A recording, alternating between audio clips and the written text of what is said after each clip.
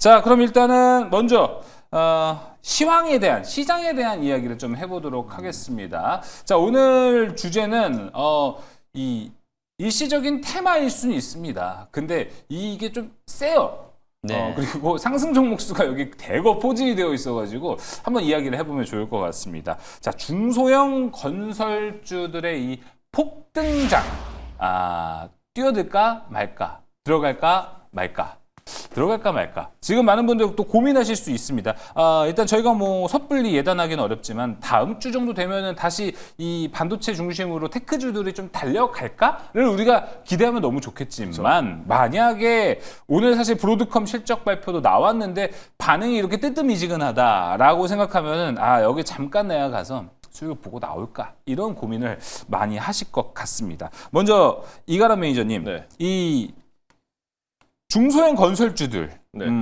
뭐 지금 뭐 어떤 부지를 갖고 있어서 그 부지에 대한 이 가격이 올라가서 뭐 할인지수 같이 올라가는 종목들도 있습니다. 이 전체적으로 봤을 때는 이쪽 랠리가 다음 주까지도 지속될 거라고 보십니까? 살짝 냄새가 납니다, 여기가 지금.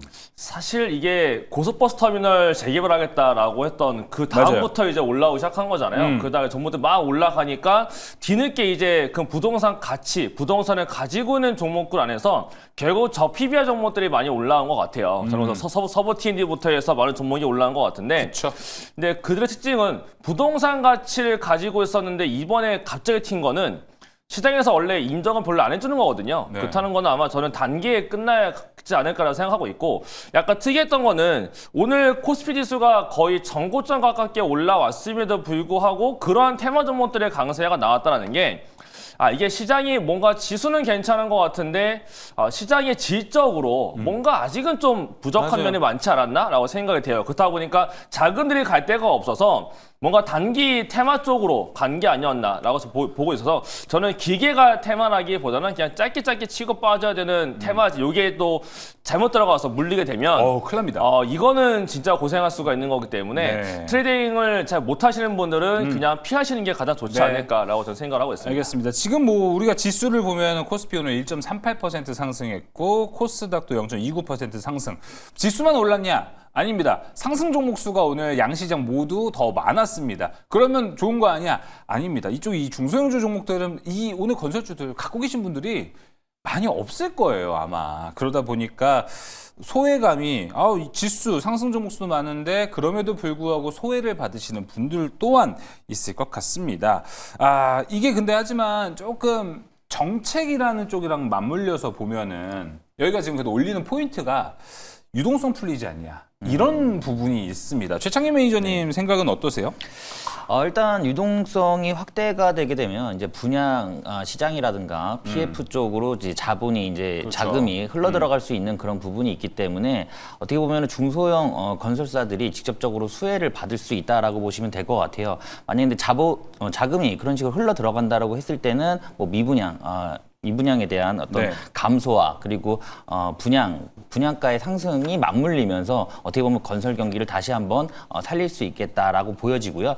지금 정부에서도 지금 공공주택에 대한 그런 확대, 그런 스탠스를 계속적으로 가져가고 있는 상황이기 때문에 아마 당분간은 저 건설 이 테마주긴 한데 단기간에 끝날 수 있는 테마주긴 한데 네. 사실 저는 이 건설주 같은 경우는 제가 한 달 전부터 말씀을 드렸거든요. 제가 MBN 와서 무료 방송에서도 몇 번 말씀드렸어요. 진짜요? 왜냐하면 이게 이제 금리 인하 시즌과 함께 사실 가장 수혜받을 수 있는 업종이 사실 건설이거든요. 지금 말씀해 주신 게 뭐 GS건설, 현대건설 이런 좀 진짜 오리지널 건설 말씀하시는 거죠? 그렇죠. 예, 그런 건데 어쨌든 지금 건설 경기 분위기 타면서 전체적으로 좀 같이 가는 모양새고요. 사실 건설주 같은 경우는 그동안 굉장히 시장에서 많이 소외가 됐기 때문에 지금 뭐 4년, 5년 굉장히 수년간 조정을 받았어요. 그래서 기간 조정도 마무리가 됐고 가격 조정도 마무리가 된 상태에서 지금 약간의 호재가 더해지면서 지금 밸류보다 낮게 평가되어 있던 종목들이 급하게 치고 올라온다. 이렇게 보시면 될 것 같고요.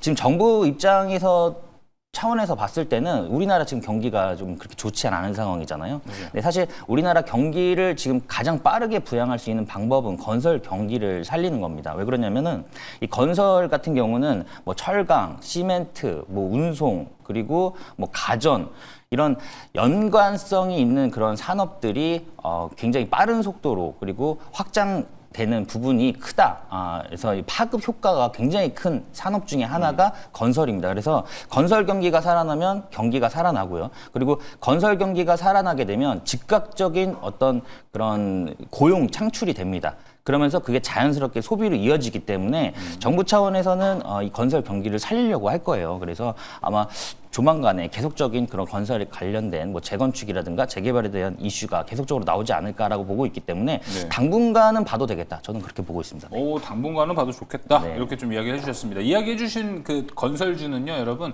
그 저희가 알고 있는 그 아파트를 짓는 그 건설사들을 얘기한 겁니다. 이가람 매니저님은 그럼 어떻게 보세요? 요새 시장을 보면은 뭔가 모르게 시클리컬에 있는 섹터들이 조금 하나둘씩 튀어오를 때가 있잖아요. 그러다 보니 건설주도 이제 그 안에 좀 포함이 되는 것 같은데 시세가 움직이고 있어요. 건설주에 대한 관심을 갖는다면 대형이 괜찮습니까? 중소형이 괜찮겠습니까? 저는 건설에서 저는 여전히 국내 건설 경기는 여전히 안 좋게 보고 있고요. 국내 건설 경기로 가지고서 주가가 올라갈 거라는 생각도 하나도 안 하고 있어요. 결국은 국내 건설사의 주가가 올라가려면 결국 해외 수주 모멘텀이 강하게 들어야 될 것 같은데 해외 수주. 대표적으로 이제 원전이 될 것 같아요. 이제 현대건설 자체가 원전을 결국 짓겠다라고 해서 미국 쪽 홀텍을 갖고 오게 됐고 그다음에 웨스팅하우스부터 해서 결국 저는 포커스가 무조건 미국 원전인데 미국이 원전을 짓기 위해서는 자기네가 못 짓기 때문에 기술이 없거든요. 맞아요. 그래서 결국은 한국의 기술이 필요한데 대표적인 건설사들이 현대건설이 있고 EPC 같은 경우는 두산 쪽이 있는 것이고 삼성물산도 있고 이런 국내 대형사들이 미국 쪽에 가서 이렇게 원전을 지어야 되는 상태이거든요. 저는 결국 이제 연말 연초쯤 가게 되면 미국 쪽에서의 원전 얘기가 저는 다시 한번 나타나지 않을까라고 봤을 때 건설에 관심이 있다라고 하시면 전 중소형주 말고 사실 오늘도 보게 되면 현대건설 많이 올라왔거든요. 장 끝나난 다음에 체코 쪽 관련해서 수주 모니터까지 지금 한전 기술이 올라왔는데 체코는 팀코리아인 거고 미국은 개별로 가는 거라서 네. 저는 그냥 보실 거면 현대건설이나 이런 식으로 해서 대형 건설사에서 원전을 지을 수 있는 그런 것들만 보시는 게 가장 좋겠고 전 지금도 원전은 접근이 가능하다라고 좀 말씀을 드리겠습니다. 알겠습니다. 이쪽으로 뭐 최창림 매니저는 한 달 전부터 건설주 괜찮지 않을까라고 이야기했고 이가람 매니저는 그 안에서 원전을 좀 좋게 보다 보니까 이 의견들을 좀 취합을 해보면 말씀드린 대로 원전을 하고 있는 삼성물산 그리고 현대건설 쪽 아파트도 하고 원전도 하고 이걸 더 좀 챙겨갈 수 있지 않을까 좀 생각이 듭니다.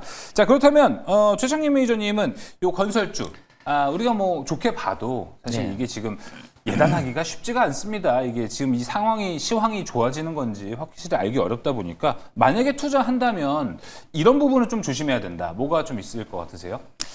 네, 일단은 이제 금리가 인하 사이클로 가고 있기 때문에 금리가 인하가 되면 이제 PF 대출이 좀 원활하게 되면서 건설 경기가 살아날 확률이 높아요. 근데 이런 PF 프로젝트 자금 회수에 대한 그런 지연이라든가 아니면은 금리가 되려 지금 인상될 수도 있는 그런 부분들 언제든지 재점화될 수 있는 그런 상황이기 때문에 그런 부분들을 리스크로 계속적으로 체크를 해보시면 좋을 것 같고요.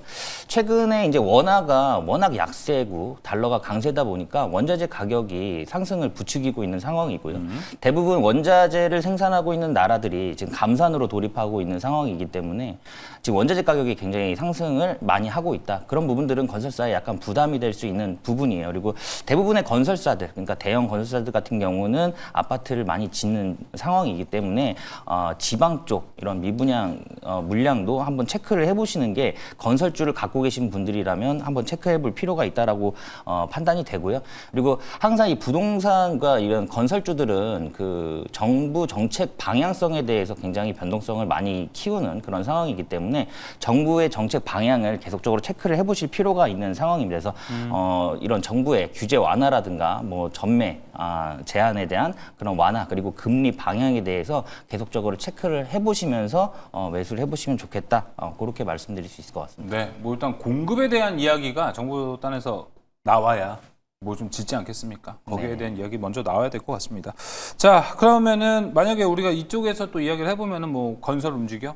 건자재 이쪽도 봐야 돼? 이런 이야기들을 많이 좀 할 것 같습니다. 이가람 매니저님 근데 일단은 이쪽을 원전 쪽으로 돌려놓으셔가지고 네. 답변이 되실까? 좀 생각이 들긴 하는데. 그럼요. 왜냐면 이게 원전 쪽이 좋아지고 있다라고 저는 주장하고 있잖아요. 아, 거기 들어가는 건자재. 네, 결국 이제 그쪽 원자재도 있고 지금 또 하나가 최근에 이제 건설 장비 쪽이 많이 올라오거든요. 현대인프라코어, 현대건설기가 올라오고 있는데 이 둘은 이제 합병을 할 거기 때문에 현대건설기가 앞으로 더 올라갈 가능성이 있어 보이고 최근 3분기 자체도 서프라이즈한 실적 발표를 보여줬는데 결국은 지금 신흥국 나라부터 해서 다른 나라들 같은 경우는 건설이 올라오는 것도 있지만 광물 자원을 채굴하기 위해서 결국 건설 장비가 많이 필요하다 보니까 결국 거기에서 나타나는 수요가 많이 올라오고 있다라고도 합니다. 그래서 저는 건설 경기 쪽, 경기 쪽 보기보단 다른 쪽에서 봤을 때 결국 굿사키 종목들, 뭐 현대건설기계나 그렇죠. 진성디지털 이런 종목들은 실적 따라서도 다시 올라갈 수가 있겠고, 그다음에 최근에 약간 재건에 대한 얘기도 살살 나타나주고 있는 상태이기 때문에 재건까지로 본다고 한다면 저는 건설 장비 쪽이 좀 괜찮을 것 같다라고 생각이 되고, 그와 더불어서 결국 또 원전까지 갔을 때 결국 대형 원전을 지을 수 있는 건설사 이렇게까지 나눠보시는 게 가장 좋지 않을까라고 말씀을 드리겠습니다. 종목 보니까 HD현대건설기계, 진성TC, 전진건설로봇, 우리가 뭐 주로 이제 재건 테마 볼 때 나오는 종목들인데, 저 근데 추가적으로 왜 인프라코어는 없어요? 인프라코어는 AI도 묻잖아요. 인프라코어요?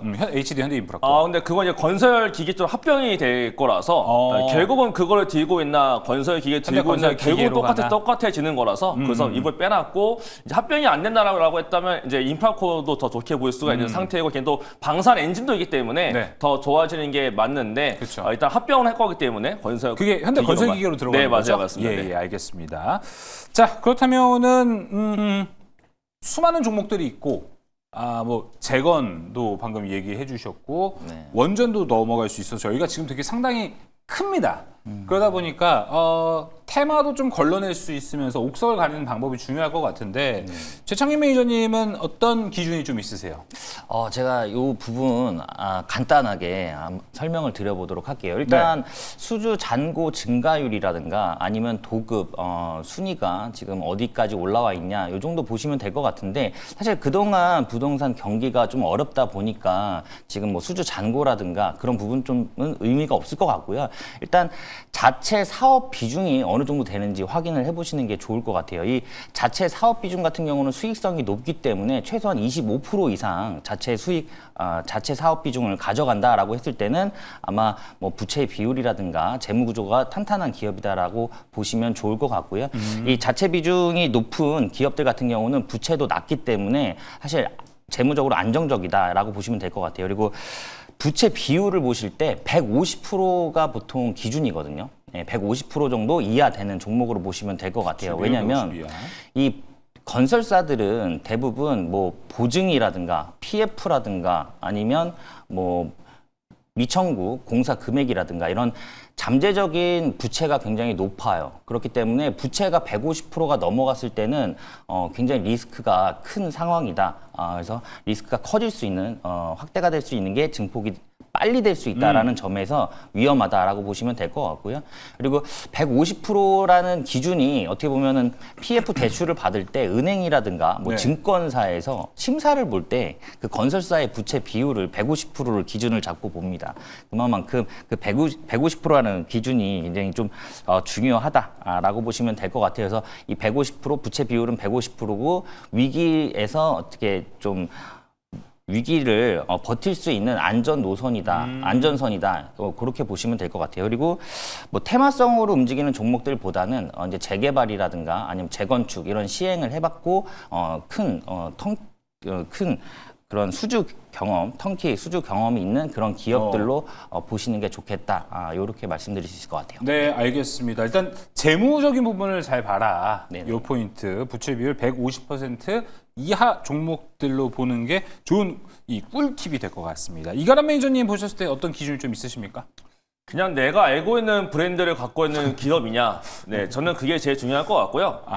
그 다음에 저는 사실 중소형 건설사에는 관심이 아예 없어서 잘 모르겠고, 저는 그냥 원전 짓는 건설사만 보고 있기 때문에. 그 중에서 그러면 조심해야 될 게 좀 있을까요? 조심해야 될 거는 이제 미국과의 관계가 안 좋아져서 한국 기업들한테 수주를 안 주겠다라고 하고, 그냥 가격이 비싸더라도 나는 프랑스랑 할래라고 하는 트럼프 말 한마디 나오게 되면은 가격이 아마 굉장히 안 좋아질 텐데 근데 정치로 봤을 때 프랑스 거를 과연 쓸까 생각해보면 아닐 것 같고 맞아요. 아니면 러시아 거랑 중국 거 써야 되는데 과연 그럴까 생각해보기에는 절대 아니거든요.